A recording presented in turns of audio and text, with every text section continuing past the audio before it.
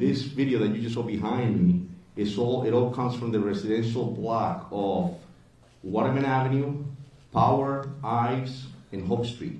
And it's those residential areas that we're asking the public to look, if you have any camera systems or any Teslas, like I mentioned, that you look at that footage and that you can reach out to us and please provide us anything that you have.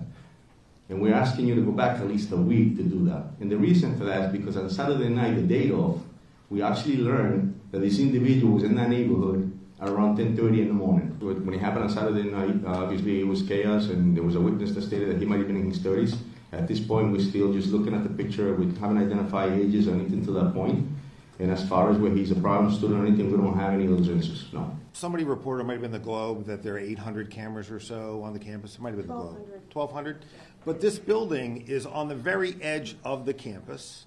If you know, I know that building well. I had two sons who spent a good chunk of their lives there. It's at the very edge of the campus. It's not in the heartland of the campus. It's not the green. And there are several greens. It's not any of the three greens as I remember them. So it's right on the edge of the campus, and where the shooting took place is at the very edge of that building on the edge of the campus. And so, as those of you who know Providence know, you are very quickly into a residential neighborhood, which is why the video footage you're seeing of this defendant's, person of interest movements, are pre and post shooting are in that neighborhood. So the building is on the edge of the Brown campus.